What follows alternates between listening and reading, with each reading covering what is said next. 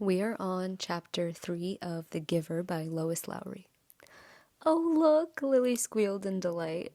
Isn't he cute? Look how tiny he is. And he has funny eyes like yours, Jonas. Jonas glared at her. He didn't like it that she had mentioned his eyes. He waited for his father to chastise Lily, but father was busy unstrapping the carrying basket from the back of his bicycle. Jonas walked over to look. It was the first thing Jonas noticed as he looked at the new child peering up curiously from the basket. The pale eyes. Almost every citizen in the community had dark eyes. His parents did, and Lily did, and so did all of his group members and friends. But there were a few exceptions. Jonas himself, and a female 5 who, he had noticed, had the different lighter eyes. No one mentioned such things. It was not a rule, but was considered rude to call attention to things that were unsettling or different about individuals. Lily, he decided, would have to learn that soon, or she would be called in for chastisement because of her insensitive chatter. Father put his bike into its port. Then he picked up the basket and carried it into the house. Lily followed behind, but she glanced back over her shoulder at Jonas and teased, "Maybe he had the same birth mother as you." Jonas shrugged. He followed them inside, but he had been startled by the new child's eyes. Mirrors were rare in the community. They weren't forbidden, but there was no real need of them, and Jonas had simply never bothered to look at himself very often, even when he found himself in a location where a mirror existed. Now, seeing the new child and its expression, he was reminded that the light eyes were not only a rarity, but gave the one who had them a certain look. What was it? Depth, he decided, as if one were looking into the clear water of the river, down to the bottom where things might lurk which hadn't been discovered yet. He felt self-conscious, realizing that he too had that look.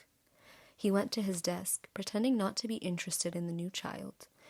On the other side of the room, Mother and Lily were bending over to watch as Father unwrapped his blanket. "What's his comfort object called?" Lily asked, picking up the stuffed creature which had been placed beside the new child in his basket. Father glanced at it. "Hippo," he said. Lily giggled at the strange word. "Hippo," she repeated, and put the comfort object down again. She peered at the unwrapped new child, who waved his arms. "I think new children are so cute," Lily sighed. "I hope I get assigned to be a birth mother." "Lily," Mother spoke very sharply, "don't say that. There's very little honor in that assignment." "But I was talking to Natasha, the 10 who lives around the corner. She does some of her volunteer hours at the birthing center, and she told me that the birth mothers get wonderful food, and they have very gentle exercise periods, and most of the time they just play games and amuse themselves while they're waiting. I think I'd like that," Lily said petulantly. 3 years, Mother told her firmly. 3 births, and that's all. After that, they are laborers for the rest of their adult lives until the day that they enter the house of the old. Is that what you want, Lily? 3 lazy years, and then hard physical labor until you are old? "Well, no, I guess not," Lily acknowledged reluctantly. Father turned the new child onto his tummy in the basket. He sat beside it and rubbed its small back with a rhythmic motion. "Anyway, Lily Billy," he said affectionately, "the birth mothers never even get to see new children. If you enjoy the little ones so much, you should hope for an assignment as nurturer. When you're an 8 and start your volunteer hours, you can try some at the nurturing center," Mother suggested. "Yes, I think I will," Lily said. She knelt beside the basket. "What did you say his name is? Gabriel? Hello, Gabriel," she said in a sing-song voice. Then she giggled. "Oops," she whispered. "I think he's asleep. I guess I'd better be quiet." Jonas turned to the school assignments on his desk. Some chance of that, he thought. Lily was never quiet. Probably she should hope for an assignment as speaker so that she could sit in the office with the microphone all day making announcements. He laughed silently to himself, picturing his sister droning on in the self-important voice that all the speakers seemed to develop, saying things like, "Attention, this is a reminder to females under 9 that hair ribbons are to be neatly tied at all times." He turned toward Lily and noticed to his satisfaction that her ribbons were, as usual, undone and dangling. There would be an announcement like that quite soon, he felt certain, and it would be directed mainly at Lily, though her name, of course, would not be mentioned. Everyone would know. Everyone had known, he remembered with humiliation, that the announcement, "Attention, this is a reminder to male 11s that objects are not to be removed from the recreation area and that snacks are to be eaten, not hoarded," had been specifically directed at him the day last month that he had taken an apple home. No one had mentioned it, not even his parents, because the public announcement had been sufficient to produce the appropriate remorse. He had, of course, disposed of the apple and made his apology to the recreation director the next morning before school. Jonas thought again about that incident. He was still bewildered by it. Not by the announcement or the necessary apology, those were standard procedures, and he had deserved them, but by the incident itself. He probably should have brought up his feelings of bewilderment that very evening when the family unit had shared their feelings of the day. But he had not been able to sort out and put words to the source of his confusion, so he had let it pass.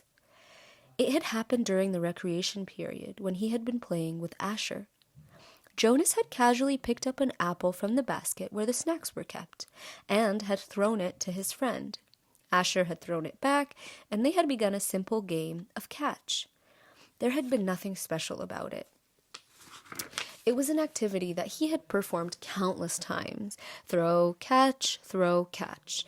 It was effortless for Jonas and even boring, though Asher enjoyed it. And playing catch was a required activity for Asher because it would improve his hand-eye coordination, which was not up to standards. But suddenly, Jonas had noticed, following the path of the apple through the air with his eyes, that the piece of fruit had, well, this was the part that he couldn't adequately understand. The apple had changed. Just for an instant. It had changed in mid-air, he remembered. Then it was in his hand, and he looked at it carefully, but it was the same apple, unchanged, the same size and shape, a perfect sphere. The same nondescript shade, about the same shade as his own tunic. There was absolutely nothing remarkable about that apple. He had tossed it back and forth between his hands a few times, then thrown it again to Asher, and again in the air for an instant only it had changed. It had happened 4 times. Jonas had blinked, looked around, and then tested his eyesight, squinting at the small print on the identification badge attached to his tunic. He read his name quite clearly. He could also clearly see Asher at the other end of the throwing area, and he had no problem catching the apple. "Ash," he called, "does anything seem strange to you about the apple?" "Yes," Asher called back, laughing. "It jumps out of my hand onto the ground." Asher had just dropped it once again. So Jonas laughed too, and with his laughter tried to ignore his uneasy conviction that something had happened. But he had taken the apple home against the recreation area rules. That evening, before his parents and Lily arrived at the dwelling, he had held it in his hands and looked at it carefully. It was slightly bruised now because Asher had dropped it several times, but there was nothing at all unusual about the apple. He had held a magnifying glass to it. He had tossed it several times across the room, watching, and then rolled it around and around on his desktop, waiting for the thing to happen again. But it hadn't. The only thing that happened was the announcement later that evening over the speaker. The announcement that had singled him out without using his name, that had caused both of his parents to glance meaningfully at his desk where the apple still lay. Now, sitting at his desk, staring at his schoolwork as his family hovered over the new child in its basket, he shook his head, trying to forget the odd incident. He forced himself to arrange his papers and try to study a little bit before the evening meal.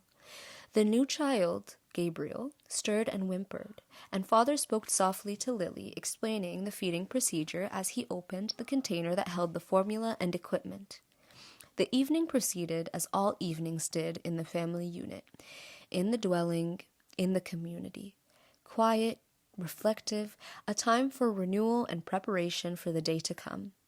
It was different only in the addition to it of the new child with his pale, solemn, knowing eyes.